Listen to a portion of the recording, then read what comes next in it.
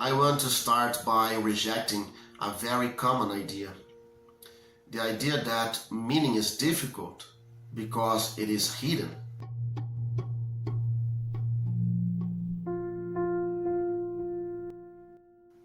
That minds are opaque, that intentions live somewhere inside, inaccessible.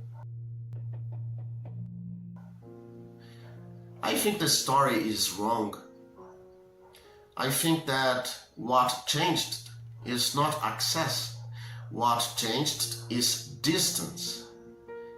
Distance from conflict, distance from breakdown, distance from moments where disagreement stops being symbolic and starts becoming decisive.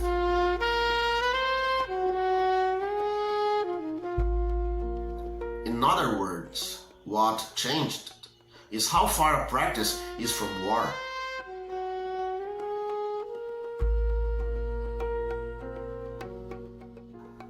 When coordination is stable, meaning feels transparent. When coordination is fragile, meaning starts to look mysterious. But meaning is not hidden. What we call opacity is something else. What we usually describe as opacity is actually complexity. It is not inner mystery, it is complex interaction.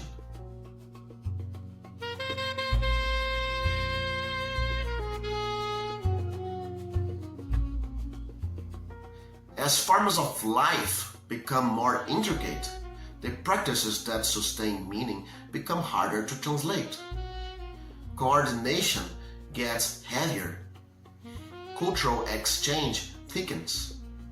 Grammar stops being obvious. And when translation fails, we call it opacity. That move is a mistake. For a long time, philosophy tried to solve this with logic. Logical consistency looked like the cleanest way to fix meaning and exclude nonsense. But here is the problem. Once logical consistency becomes underdetermined, once many different data chains can satisfy the same alignment, the same consistency, then logic alone can no longer decide meaning. And it can no longer decide absurdity either.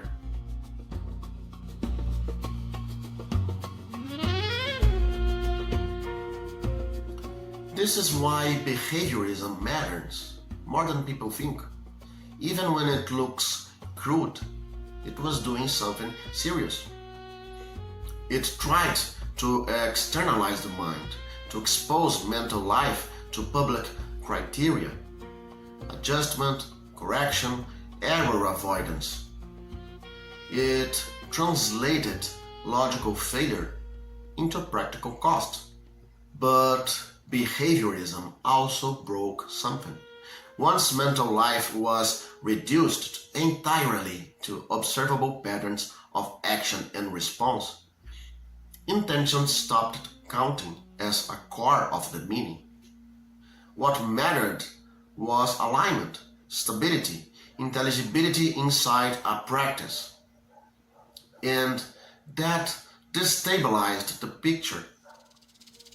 Here is where people panic. Mental life becomes underdetermined. Multiple alignments are possible. So people say, see, meaning is opaque after all. I think that conclusion is unnecessary. The fact that multiple paths can lead to the same outcome, and that, at a deeper level, those paths may rest on different metaphysical scaffolds, is only threatening in a limiting case, when divergence of judgment becomes a threat to sovereignty, and war appears as the supposed resolution. What matters, then, is not ultimate convergence, but sufficient alignment, the kind that allows us to go on living together in peace. Beyond that threshold, absurdity loses its menace. It becomes what it usually is in ordinary life, something we laugh at. Most accusations of nonsense are really accusations of agrammaticality or non-grammaticality. And most grammar, as Wittgenstein saw, is ideology wearing formal clothes. Some practices are easy to mechanize. Their syntax is shallow, extractable, compressible. Not because they are natural, but because we already live inside them. Other practices are different. Their grammar is not inaccessible, but it is demanding. They require training, participation, situated competence. What they reveal is not mystery, but ideological misalignment. Different grammars are different labyrinths.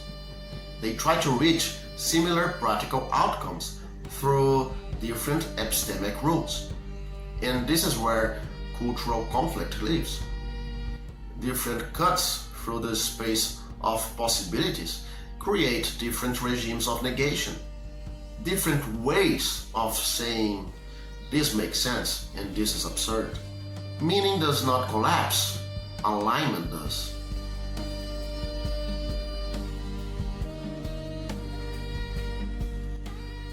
Now let's add one more layer of mediation. Journalists, commentators, analysts, translators. I do not see them as neutral observers. I see them as interpretive mechanisms of the present. They generate narratives and frames that circulate continuously. They do not solve underdetermination. They make it manageable. They provide temporary coordinates for negotiating alignment when no unified reading exists. Interpretation does not come after social life. It is one of the ways coordination is attempted. In other words, complexity is not intrinsic. It is relational. A practice looks opaque only when read through a grammar that does not align with it. So, meaning has not disappeared. It has not retreated into private interiors. What changed is distance. Distance from conflict, distance from breakdown, distance from moments where disagreement stops being symbolic and starts becoming decisive. What changed is how far a practice and meaning is from war.